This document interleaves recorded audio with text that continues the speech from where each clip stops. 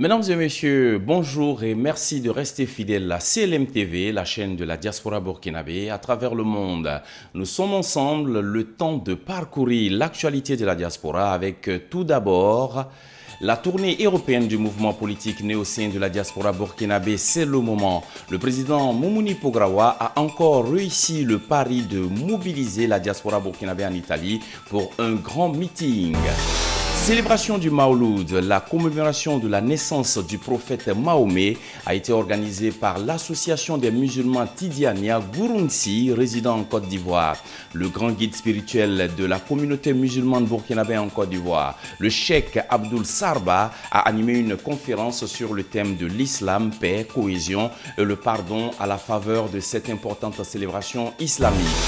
Toujours en Côte d'Ivoire, le cadre de concertation CDC, une organisation de la société civile burkinabé en Côte d'Ivoire, était à son bilan d'1 an d'existence. Xavier Ngouran Aoré, notre reporter, y était. Coupe panafricaine des débats, la 3e édition de cette compétition entre étudiants du continent s'est déroulée du 16 février au 3 mars 2019 à Bingerville dans le district d'Abidjan en Côte d'Ivoire. C'est le Burkina Faso qui est sorti vainqueur de cette compétition au bord des lagunes ébriées. Et puis une information sur 2 missions consulaires spéciales qui séjourneront en République de Côte d'Ivoire du 1er au 22 avril 2019 et du 5 au 20 janvier 2020. Treviso, cet important centre commercial du nord-est de l'Italie, a accueilli le président Moumouni Pograwa et la délégation qui l'accompagne pour cette étape de la tournée européenne du premier mouvement politique burkinabé de la diaspora. C'est le moment. Après la ville de Hambourg, en Allemagne, le cap a été mis sur l'Italie où vivent et travaille une forte communauté burkinabé. Ce samedi 16 mars fut un grand jour pour chaque membre de la première communauté burkinabé en termes du nombre installé en Europe. Venus de toutes les contrées de l'Italie, ils ont bravé le froid et de longues distances pour écouter le président du mouvement politique qui touche du doigt les réalités de leurs conditions de vie et de leur attachement à leur mère patrie, le Burkina Faso tant aimé. Le résumé complet du séjour de Moumouni Pograwa à Treviso en Italie avec nos envoyés spéciaux Issa Badini et Gaston Ben Savadogo. Bravant le froid qui prévaut dans l'ensemble des pays d'Europe de l'Ouest, les Burkinabés vivant en Italie ont échangé avec le président du mouvement C'est le moment. Après une minute de silence en hommage aux victimes des attaques terroristes au Burkina, Moumouni Pograwa, accompagné pour la circonstance de son vice-président Ben Gaston Savadogo, a eu un discours franc et sincère à l'endroit de ses frères d'Italie. Tu vois là, monsieur le député, on m'a arrêté ici. Mais parce qu'il est là-bas au nom de la diaspora, mais il n'est pas de la diaspora. Il connaît même pas mon problème là. Il connaît pas. Et puis vous avez voté le fils d'un politicien. Ou même vous avez voté son frère, ou même son cousin. Pourtant vous-même, vos enfants sont là, vos cousins sont là, vos frères sont là. Pourquoi ne pas les mettre pour les voter députés et puis ne pas les voter quelqu'un? Donc, le mouvement, c'est le mouvement. C'est un mouvement qui est venu, né dans la diaspora. Et c'est le 7 avril 2018, lors d'une conférence à Abidjan organisée par le grand professeur Luc Marius Ipiga, que tout le monde connaît, le président de l'ASE, qui a organisé la conférence en Côte d'Ivoire sur le vote de la diaspora. Il y avait la diaspora du Ghana, des États-Unis, voilà, même lui aux États-Unis, il était là, ceux du Ghana. Et après la conférence, on s'est posé la question, si nous on ne fait pas attention là, on a eu le droit du vote là. Vote là, ça va passer, mais nous on va sortir. Parce qu'ils vont venir faire campagne, on va les voter, ils sont partis, nous on a encore là, on a tous les problèmes. Quand un ministre arrive ici, en Italie, l'ambassadeur ne fait pas, le conseiller vous envoie des messages là. Ah, il y a tel ministre qui est arrivé, la communauté doit se mobiliser pour aller le saluer, et puis c'est ça non? Maintenant on dit à quelqu'un de faire discours. En général, c'est le président de l'association qui fait discours, c'est lui, celui-là. Il fait souvent discours. Ah bonjour monsieur le ministre, on est arrivé ici à Treviso. En tout cas, nous on a des problèmes, hein, on a problème de papier. Le ministre dit bon, en tout cas j'ai compris. Arrivé au Burkina, je vais voir avec le gouvernement. Il prend, il met dans sa poche, il est parti à Bana. Il faut que ça s'arrête. C'est ce que nous on appelle participer à la gestion du pouvoir pour nos intérêts, pas pour les intérêts. Je vous explique pour que vous compreniez très bien le fondement, le sens de notre lutte. Nous ne sommes pas venus pour dire on va voter à gauche, on va voter à gauche. Nous, on n'est pas là pour ça. On est là pour dire votons nous-mêmes.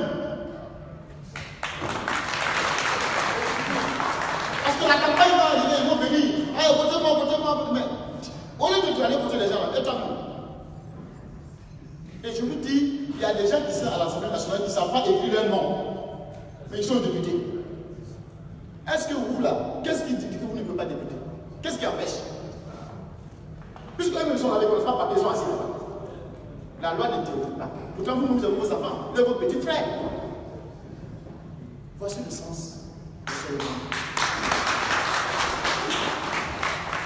En marge du meeting de Treviso, le leader de C'est le moment a reçu tour à tour des industriels italiens, des chefs religieux de la communauté burkinabé et enfin la diva de la musique Mandeng Afou Keïta, venue d'Abidjan à l'occasion de la nuit de la femme africaine en Italie, dont Mpogarawa en était le président d'honneur. Avec eux, les échanges ont tourné autour du monde des affaires, la coexistence pacifique et également le domaine de la culture. Présent en Europe à l'occasion de C'est le moment tour du 10 mars au 7 avril prochain, MP va visiter en outre l'Allemagne et l'Italie déjà parcouru, la France, le Luxembourg, la Hollande et la Belgique.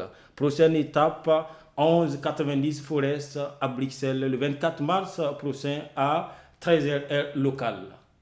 C'est le moment, c'est le moment, c'est le moment.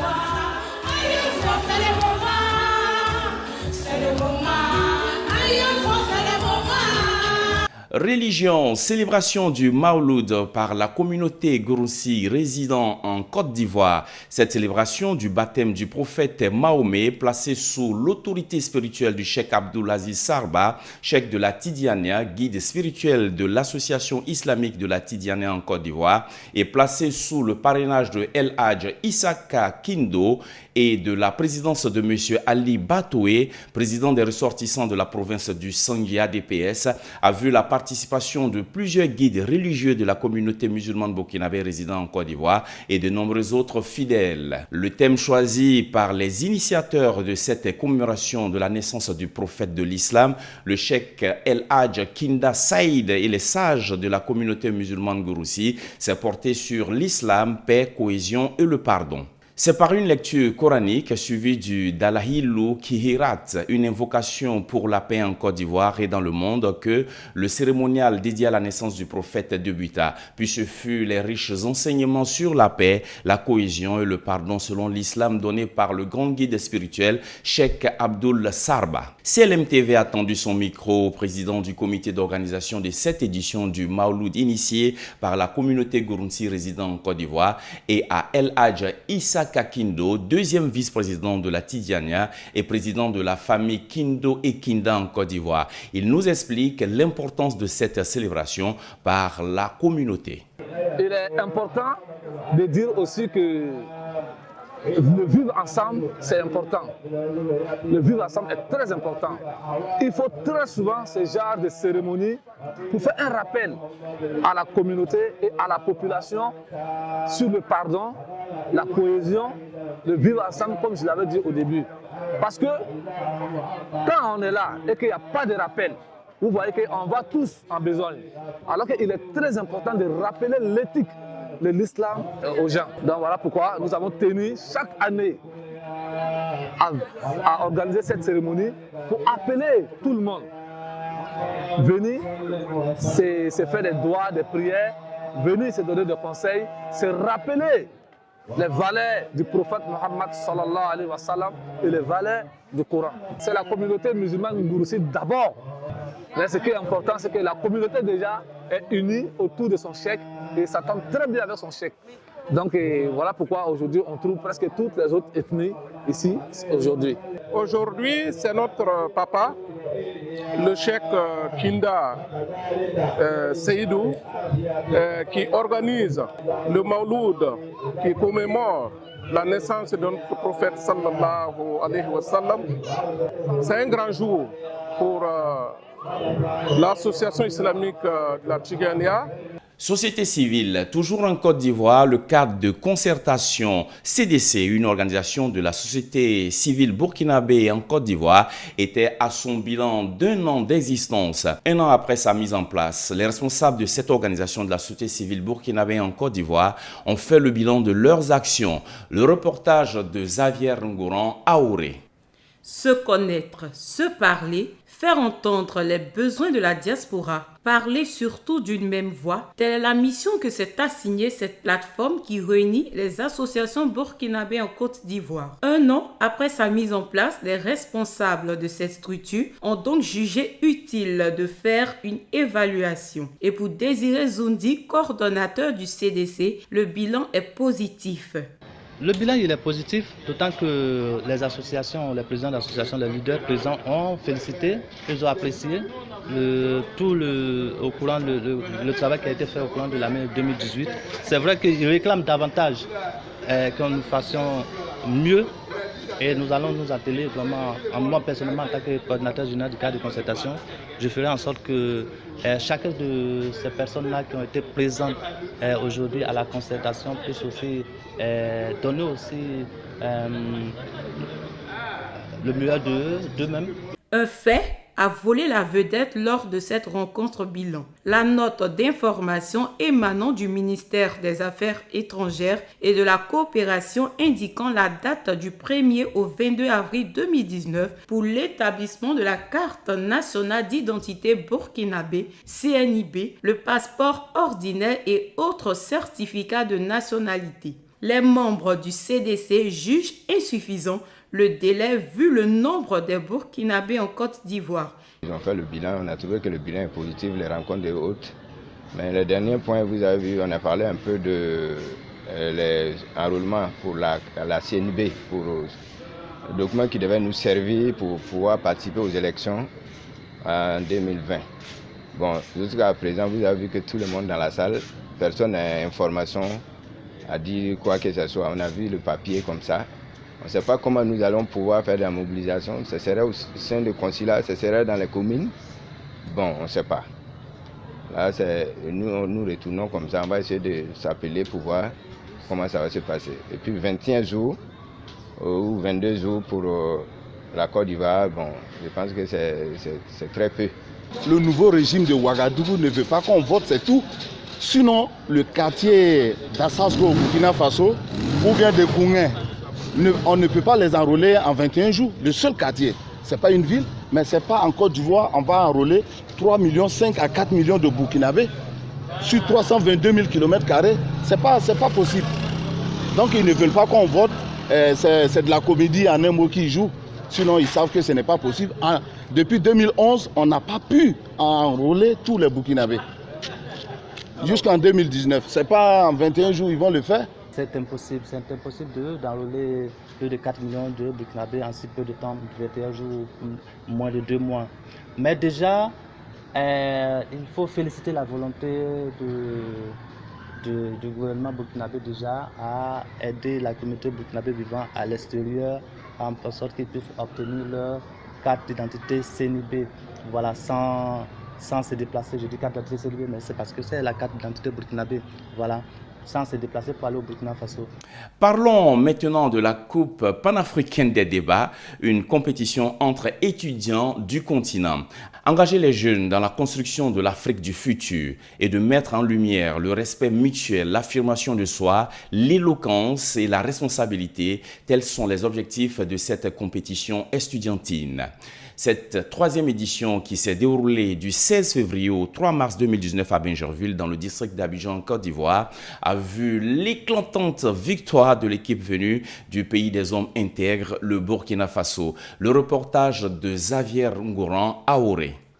Cette compétition, co-organisée par le ministère de l'Enseignement supérieur et de la Recherche scientifique, a opposé d'entrée de jeu des étudiants 3 par équipe du Mali à ceux du Togo. Des échanges ont été axés autour de la problématique de l'usage des technologies de l'information et de la communication TIC par la jeunesse. Autrement dit, les TIC seraient-elles des causes majeures de la délinquance juvénile en Afrique? D'autres thèmes comme la politique ancestrale, L'excision est-elle à bannir? Le terrorisme et les richesses du continent. La migration de la jeunesse africaine, un désastre pour le continent africain, ont été au menu. Le Burkina Faso, la Guinée, le Bénin, le Niger, la Côte d'Ivoire et le Sénégal sont les pays qui ont participé à ce rendez-vous. Les débats contradictoires se sont déroulés du 26 février au 3 mars avec la finale. À la cérémonie d'ouverture, Kanté Salimata, directrice de cabinet adjointe du ministère de l'Enseignement supérieur et de la Recherche scientifique, Ramatali Bakayoko, a transmis le message de la première dame. Elle a rendu hommage à Aminata Maïga Keïta, épouse du chef de l'État malien, pour avoir soutenu cette initiative en faisant sa promotion à travers le continent. Poursuivant, elle a donné le sens de cette rencontre. Cette jeunesse a fait le choix de célébrer l'excellence à travers la parole bien dite, à travers son opinion soutenue de vérités issues de démonstrations de faits vécus en Afrique et ailleurs. Pour elle, la COPAD servira de plateforme intellectuelle de l'Afrique du futur puisqu'elle est un outil d'éclosion de talents oratoires. À la fin des débats, c'est notre Afrique qui gagnera en connaissance, en sagesse, a-t-elle déclaré. Le Burkina Faso, qui a remporté cette compétition, a répondu à la question de savoir. L'Afrique a besoin d'institutions fortes ou d'hommes forts. Le capitaine de l'équipe du pays des hommes intègres répond. Pendant longtemps, nous avons laissé l'Afrique entre les mains de personnes qui se disaient fortes. Mais malheureusement, homme fort égale coup d'État, homme fort égale modification de la Constitution. Monsieur le Président, l'Afrique est fatiguée de ça. Fabius et ses amis ont convaincu le jury que l'Afrique n'a pas besoin d'hommes forts pour se construire, mais plutôt besoin d'institutions fortes pour relever les grands défis. Représentant la première dame de Côte d'Ivoire, Ramatali Bakayoko, ministre de l'Enseignement supérieur et de la Recherche scientifique, a félicité les participants pour leur brillante participation à cette compétition. Ce sont des grands hommes comme vous dont l'Afrique a besoin pour impacter positivement son développement. Vous avez fraternisé, vous avez tissé de nouveaux liens et de nouvelles relations. Vous avez acquis de nouvelles connaissances et de nouvelles expériences. Votre participation à cette compétition de haut niveau vous confère davantage de responsabilités. Responsabilités vis-à-vis de vous-même quant à votre promotion future. Diakounda Traoré, ex-président du Mali, a réitéré les encouragements de la première dame de son pays à la Côte d'Ivoire et aux jeunes débatteurs. Vous avez visité l'histoire et vous vous êtes évertué à nous montrer, au cours de vos échanges, que la richesse de certaines nations, de certaines cultures, ont été forgées d'abord par des leaders à poigne, déterminés, se fixant un cap et se donnant les moyens pour l'atteindre. L'histoire nous a souvent montré des hommes dits forts qui, en une fraction de seconde, ont été balayés par la volonté du peuple et sont devenus très faibles. Où était donc leur force ? La Côte d'Ivoire et le Togo ont occupé respectivement la 2e et la 3e place. Signalons qu'il s'agit pour la COPAD d'engager les jeunes dans la construction de l'Afrique du futur et de mettre en lumière le respect mutuel, l'affirmation de soi, l'éloquence. Les 2 premières éditions ont eu lieu respectivement au Sénégal et au Mali.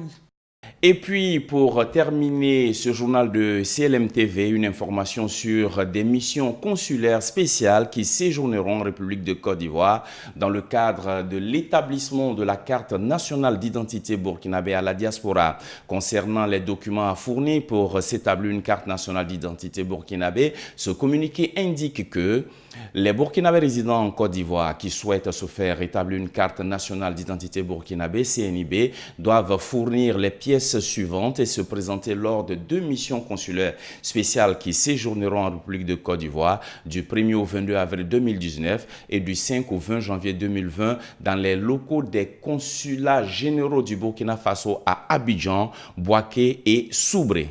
Voilà, c'est sur cette information que ce journal de CLM-TV prend fin. Merci de nous avoir suivis et à bientôt pour d'autres rendez-vous sur la chaîne de la diaspora burkinabé à travers le monde.